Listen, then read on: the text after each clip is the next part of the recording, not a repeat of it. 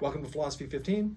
I'm Scott Aiken. And I'm Robert Talisse. We're two philosophy professors talking about philosophy, unscripted, 15 minutes at a go. We're the authors of the recent political argument in a polarized age. And Rob it's still like warm from the presses.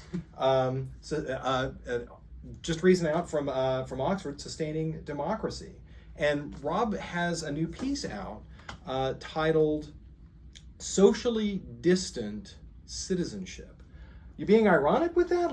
Is that about the COVID times for citizenship? Is the citizenship with a mask on? What are we talking about with socially distanced citizenship? Well, the term is, capitalizing on that kind of irony.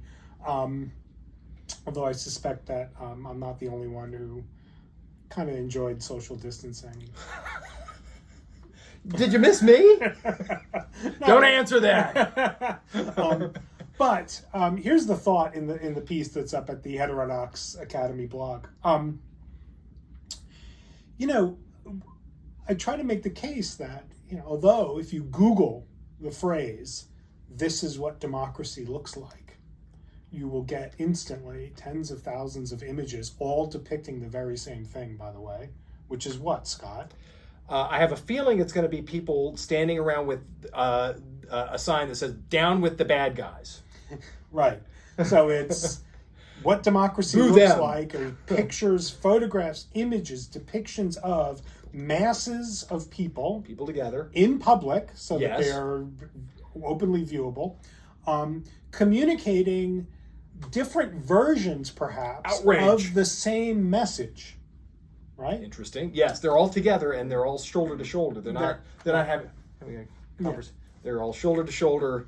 We're outraged. Acting in concert.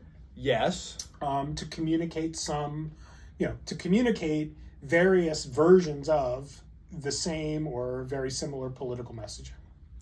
Got it. So a Now, bunch of people in agreement out in public. Doing their thing. Doing their thing. Agreeing. Yeah. Saying. Being publicly in agreement. Right. And I should emphasize, democracy does look like that. I don't want to say that that's bad, or that is one of the fundamental acts of the democratic citizen, is to take public action with allies, to communicate, to make demands, to press upon the political order in various ways, to critique, to secure, to further certain kinds of political objectives. So they're all together. Yeah. So not denying that. They're all together and agreeing. That's just. So what's That's wrong with fine. So what's wrong with that? What's wrong with that? That sounds awesome. Yeah. Democracy asks two things of us. Yes. Democracy needs citizens to be active participants.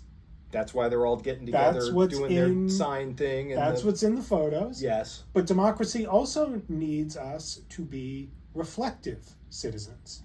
Oh, we don't just get to just knee-jerk get together? No. Why not? Well, because that's what it looks like.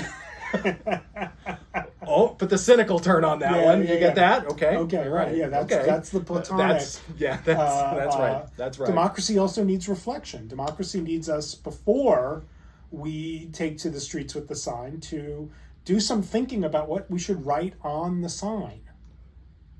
Yes. Okay, good. Right. Now, because being together on that isn't enough. You have to be hopefully right about, or at least reflective. You might not have to be right, but you have to be reflective. You got to be reflective with the eye of trying to get it right. Yeah, that's right. Okay. Yeah. Okay. So you have to succeed. You have to succeed at trying. So. Okay. Right. So, by the way, a lot of oughts are like that. But anyway, yes. So here's the thought: you can read a lot of democratic theory that treats any occasion or any trend by which the active and the reflective demands of democratic citizenship pull apart. Yes. They treat that as democratic dysfunction. Because the model is this deliberative model where we're getting together and we're talking to each other. It's the chatter model of democracy. And it's right. And on certain Rousseau-inspired versions of this view, the way that the group of people carrying the signs come to be a group By the way, the Deweyan's got a view of like this too. The way they come to be a group expressing a common political message is by way of reflecting together on their shared interests, their common problems, their desire to see something rather than something else happen in the political world. That's democracy as a form of life. Good. That's the Deweyan view. That's the Deweyan view. Here's the problem. The problem is that coalition building, creating alliances, building loyalties with others on behalf of a shared political vision exposes us as cognitive creatures to certain kinds of forces that undercut our reflective capacities. Because you want to be one of us. So the belief polarization phenomenon, which we've discussed many times on this program, is paradigmatic of this. Belief polarization is the tendency for like-minded groups in interactions among one another, for each member of the group to shift into a more extreme version of themselves, which not only means that they're going to start adopting more radically negative assessments of anyone who's not in their group, but it also means, and here's the interesting part of belief polarization that's not often commented on, our more extreme, partisan, unified selves are also more conformist. That as we shift through belief polarization into more radical and extreme versions of our prior selves, we also become more invested in the homogeneity of our allies. In the us. It's more about the us and less about the truth now. And when it becomes more about us and less about the truth, but when it becomes more about us, it also becomes more about policing the group for posers.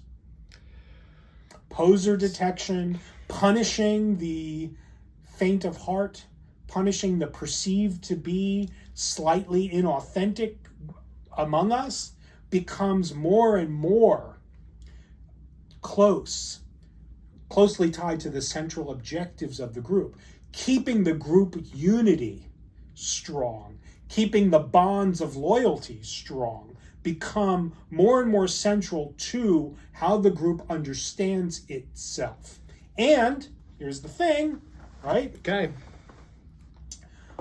When that's the case, when group loyalty and signaling to the other members of your coalition, your authentic I'm a real one of us. Yeah, I'm a not a real poser, yeah. right? The best way to do that when you're talking about an alliance formed around messy stuff like politics is not to give a nuanced, detailed description of your view about how policing needs to be reformed in the country. Because once you start talking about how to reform policing in the country, you'll start realizing that some of your allies might not agree with you on the nitty-gritty You're details. not one of us now? About, right? I thought that you were one of us. Exactly I thought that you were a real... Yeah, what does defund the police mean now? Well, you think it means one thing. I think it means something else. We don't agree about that. How are we allies now? So that's not the way to keep the coalition together. What's the way to keep the coalition together?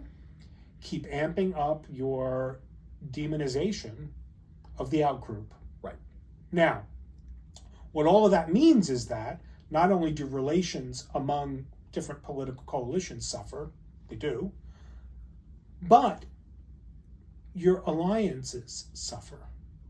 They start expunging members who are non-compliant, who are divergent, who hold ideas that are perceived to be sort of on the periphery of the group's identity. Because as the group becomes more extreme, as therefore the group becomes more conformist, guess what, Sky? What happens? Groups also become less internally democratic and more internally hierarchical.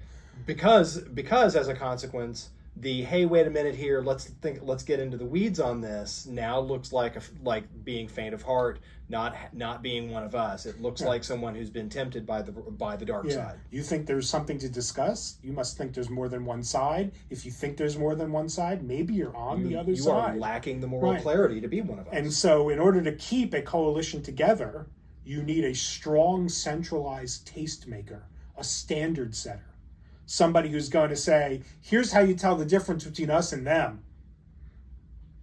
If you're one of us, you do these kinds of things, and you don't do these other things. If you're one of them, you do those things. So policing the border between the in-group and the out-group, as that becomes more and more important, so too does the structure of the in-group. And it can't be a bunch of freelancers. It's got to be a strong central standard setter. And so that means that as groups' belief polarize, as alliances become more extreme, they become more invested in their likeness and their conformity, and they become less internally democratic, more internally hierarchical. And what that means ultimately is that they shrink. So here's the thought then.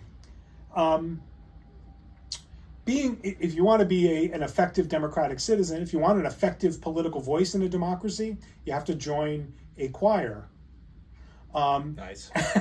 And you need to keep that choir politically able to be politically efficacious. Now, a lot of treatments of what's gone wrong with polarization and all the rest are too focused, in my view, and I argue in the Sustaining Democracy book, the distance between about the distance, yes. and also too focused on the other on the people we disagree with. They got polarized. Yeah. I want to say, no, wait a minute. The real problem with polarization, the real tendency that's problematic with polarization is what it does to your friends.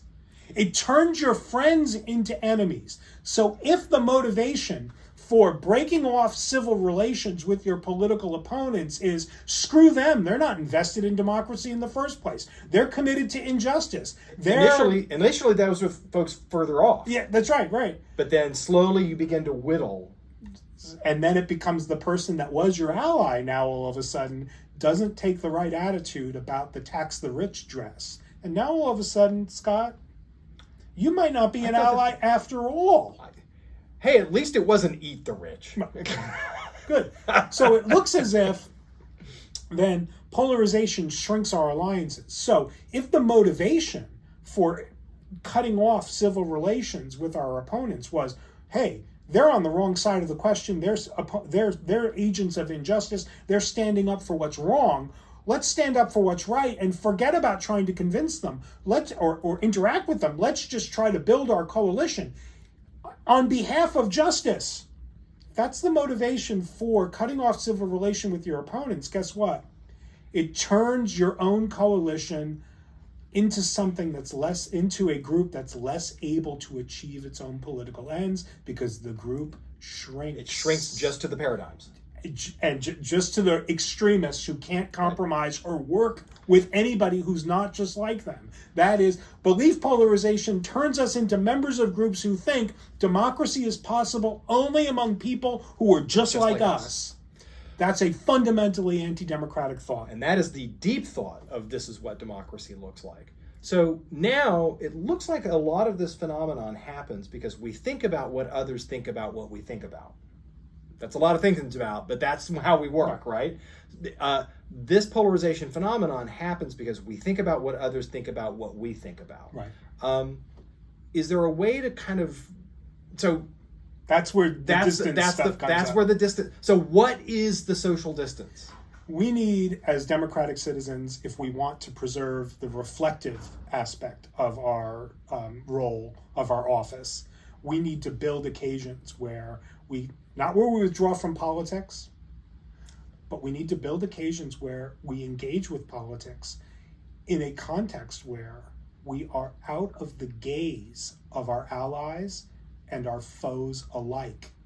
We need moments of solitude, of quiet reflection on political ideas, and particularly on political ideas that are not already served, prepackaged in the trappings of contemporary political partisan divides. So this is the reason why secret ballots are useful. It's one of the reasons why, yeah. Right. It's also one of the reasons why public libraries are useful. Sometimes, democracy looks like masses of people in the streets carrying signs, communicating the same message. But democracy also looks like a person sitting alone in a library reading Thomas Hobbes. Doing your research. Thinking. And maybe the other part of this is, so you said reading Thomas Hobbes. So one question could be, what exactly is the reflection? One version of the reflection is reading the newspaper. Could the be. Other version of it is reading Thomas Hobbes. So I think it's both. So we can. So I think that nobody's going to have a problem with the reading the newspaper. Why did you have an example of reading some philosophy? The reading philosophy is about gaining a perspective from which our own political moment is cut down to size. So gaining a perspective of the political endeavor, of political questions that are not our own questions, of political problems that are not our own problems, political debates that are not our own debates, as a way of keeping belief polarization mitigated in its worst aspects by creating a context where we can see the divides between our allies as less than significant. Got it. So there's a kind of a perspective that comes from the sort of the cool look on the political thought in history versus reading the newspaper. You're just going to get more hot takes from your side. You're going to read the newspaper and you'll be like, well, I'll read my favorite newspaper, or I'll read the opinion section or something like that. That's just more of that same pressure. They're going to think about what you think. That's right. We can be better advocates for justice right here and right now when we sometimes take a moment to occupy a perspective from which our political struggles look smaller than they look to us when we're in the thick of it. That's the thought. And there's some empirical reason to think that this is a good depolarization strategy that I go into in the book. Seeing the big stuff as though it's small, seeing it from a perspective so that it can be small. Seeing what looks to us in the fray of politics, in the throes of politics, seeing the things that strike us as gigantic and huge and urgent, occupying occasionally a perspective from which those struggles, those differences, those debates look small. Not because in fact they are small, but just gaining that perspective is an important depolarization strategy. Philosophy15, folks. There's more to say. Yeah, it's the whole reason why we're doing philosophy then. It's awesome.